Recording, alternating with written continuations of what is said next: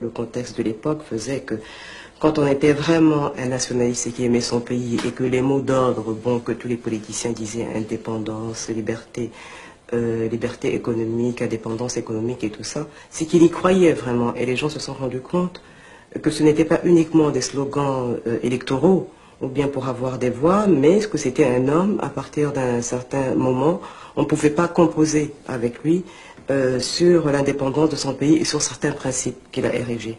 Et je pense que c'est pour cela qu'on a vu toute cette coalition, parce qu'il n'y avait pas que la presse, il y avait aussi l'Église, qui a été aussi très pugnace et très dure vis-à-vis de Patrice Lumumba aussi.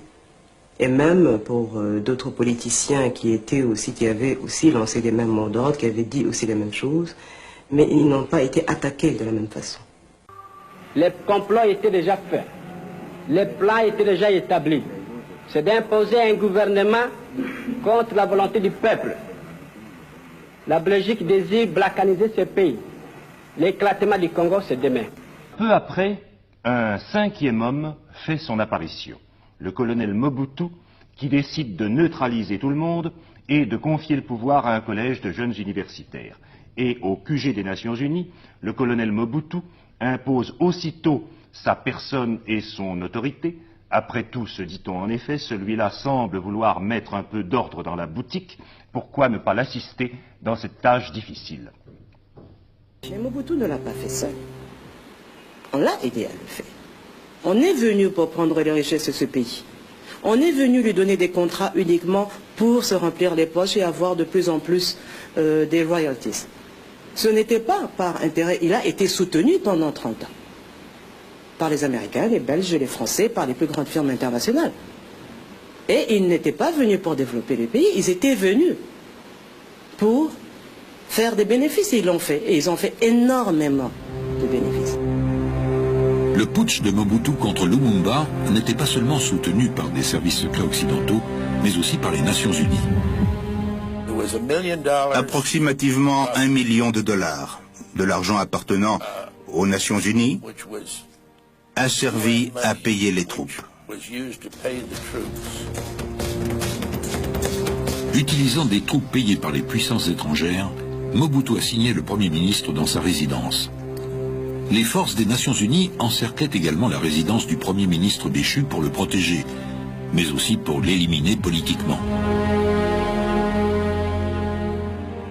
Et aux Nations Unies, M. Bomboko, parlant au nom du président Kasavubu, obtient pour la délégation de celui-ci une reconnaissance pleine et entière. Deux gouvernements congolais demandaient à être reconnus par le secrétaire général de l'ONU. Hammarskjöld soutenait les chefs du putsch. Objet d'énormes pressions et grâce à l'achat des votes, la majorité tiers-mondiste en faveur de Lumumba volait en éclats. Sa chute était entérinée par la communauté internationale. Bomboko était un instrument d'une fraction des colonialistes ou des impérialistes. Mais je viens de vous dire, je suis pour les Belges, mais il faut savoir que dans la politique, madame, les amis, on est des amis seulement si nos intérêts ne sont pas en conflit. On n'a pas vu un danger dans les Nations Unies, d'autant plus qu'on nous a toujours dit dans les manuels d'histoire politique. L'ONU, ça prône la paix. On ne sait pas que l'ONU aussi dépend en partie des Occidentaux, et même pas tous les Occidentaux, puisque l'ONU a été créée à New York par les Américains. Il avait dit dans ses discours que si jamais on attente à la vie d'un Noir, c'est que ce sont les Belges et les Américains qui auront armé la main d'un Noir. Donc il devait le supputer, le savoir, vers la fin.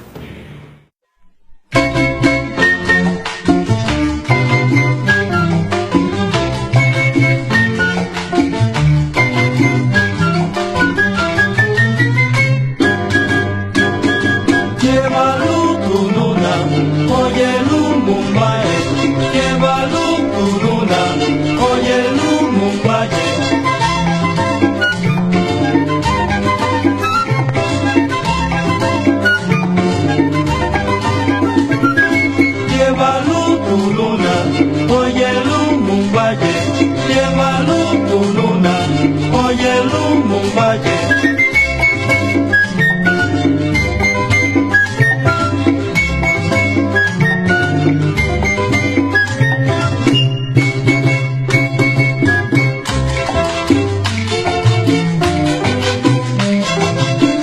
Lumumba Sara, Lumumba Sara, Amasa. Lumumba Sara, Lumumba Sara, Amasa.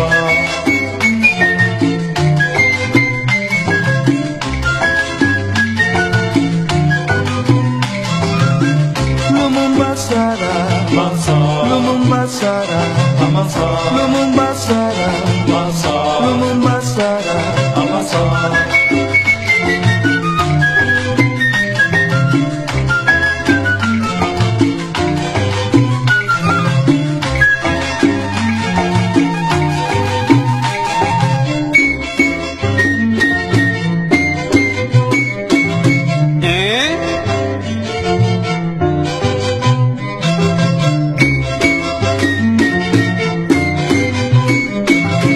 Mukera.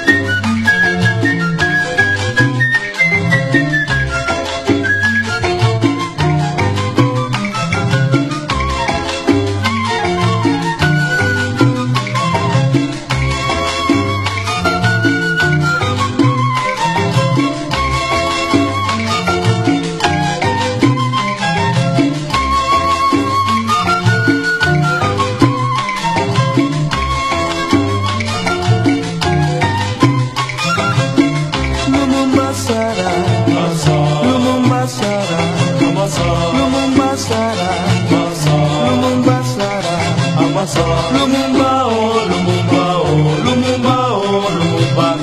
Lumumba, oh, Lumumba, oh, Lumumba, oh, Lumumba.